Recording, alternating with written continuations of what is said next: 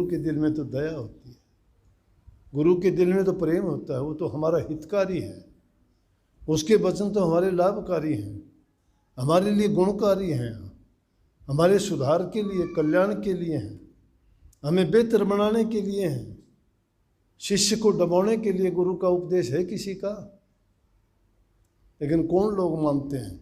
जिनके विचार विपरीत हैं, जिनके नकारात्मक विचार हैं, जिनकी मतलब की चीज़ नहीं है, उनको ये वचन अच्छे नहीं लगते।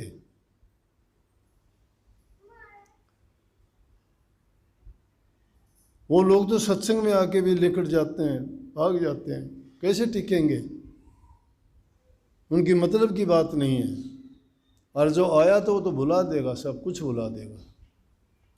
उससे तो अगर पूछ के देखोगे तो दुनिया एक तरफ और उसका गुरु, उसका धर्म एक तरफ है।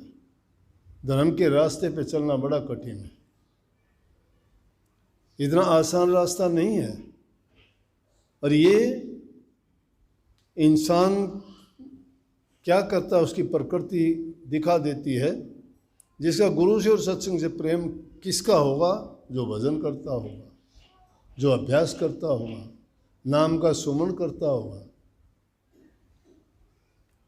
जिसकी शब्द की ओर सुरत सरकी नहीं, चली नहीं, उसको कैसे प्रेम, क्या समझेगा वो प्रेम को? उसका प्रेम दुनियादारी की चीज़ों से है। और गुरु हर प्रकार से शिष्य का हितकारी है। नहीं जानते लोग इसको, जानेंगे कैसे? किसी चीज़ को बिना चखे उसका गुण दूसरा बखान करता है, तुमने तो चक्के देखी ही नहीं, कैसी है वो? गुरु ने तुम्हें बता दी कि ये चीज़ ऐसी है, इसको खाओगे, इसको प्रयोग करोगे, इसको कमाई करोगे, तुम्हारा ये लाभ होगा, तुमने सुन ली उसको। गुरु ने उसको चख के देखा, तुमने चखने का प्रयास किया क्या? भटका देता है ये मन जो बैठा हुआ है। इसीलिए कई कबीर साहब ने बाग बिगाड़ा बांदरा, सभा बिगाड़ी, कूर भक्ति बिगाड़ी, लालची केसर कर दी धूल।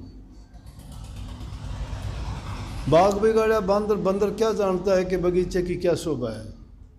टहनियों को तोड़ देगा, पत्तों को तोड़ देगा, फलों को तोड़ देगा, तहस नहस कर देगा, बाग की शोभा को बिगाड़ देगा। बंदर है, अज्ञानी है, ज्ञान नहीं है बेचारे को।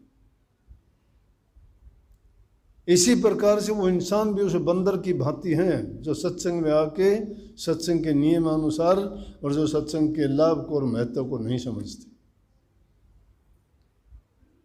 जिस प्रकार से बंदर बाग की शोभा को बिगाड़ देता है, और अच्छी सभा में अगर एक दुष्ट आदमी जाके बैठ जाए तो उल्टी सीधी बात करके सभा को पाट देगा, कोई अच्छी बात नहीं होने देगा।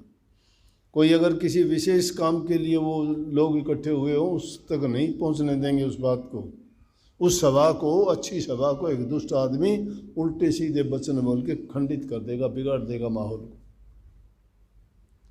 और भक्ति को लालची इंसान बिगाड़ लेता है, दूसरे का नहीं, अपना बिगाड़ता है।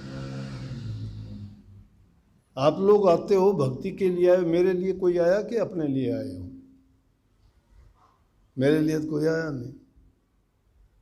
भला होगा तो आपका ही होगा। और वो फिर एहसान ये करते हैं कि जैसे गुरु के लिए आते हैं। वे गुरु के लिए क्या किया है तुमने? गुरु के लिए आए हो क्या? अपने लिए आते हो।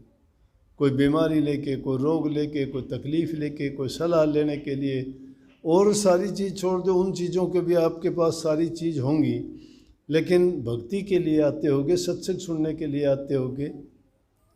वो किसके लिए? तुम्हारे काम आने की चीज़ है, तुम्हारे लिए लेने के लिए आते हो, किसी और के लिए नहीं। तो ये एहसान नहीं है किसी पर। जो अपने लिए भी तुम दूसरे को ये दिखाना चाहते हो कि तेरे लिए है, हमारे लिए नहीं है। अगर तुम आओगे तो अच्छा तुम्हारा होगा, नहीं आओ तो ना आओ। किसी की कोई मजबूर करके किसी को ला सकता है क्या? पशु भी बांधने से नहीं रुकता है, चोट खा लेगा, खूंटा पड़ा लेगा, रस्सा चैन तोड़ देगा, अगले को चोट मार देगा, नहीं रुकेगा। ये तो इंसान है, इसको कौन रोक लेगा? इसलिए जो वाणी लिखी थी मैंने, सतगुरु बंधन काटना आए री कोई कटवाना चाहे। जो उन बंधनों को कोई कटवाना चाहता है उसके तो सदगुरु काट देगा, लेकिन जो उन बंधनों में बंधना चाहता है उसको कौन काट देगा। है तो वाणी के नाम सत्य जग झूठ है, सूरत शब्द पहचान। नाम सत्य है जग झूठ है, सूरत शब्द पहचान। कि सूरत और शब्द की जांच कर ले, नाम ही सत्य है, दुनियादारी तो झूठी है। लेकिन यहां तो उल्ट हो गया, नाम झूठ जग सच है। ऐसे लोग दुनियादारी को सच मानते हैं, लोगों की गुलामी करना पसंद है, गुरु की गुलामी नहीं कर सकते। गुरु तो गुलाम बनाता भी नहीं है, गुरु तो आज़ाद कराता है।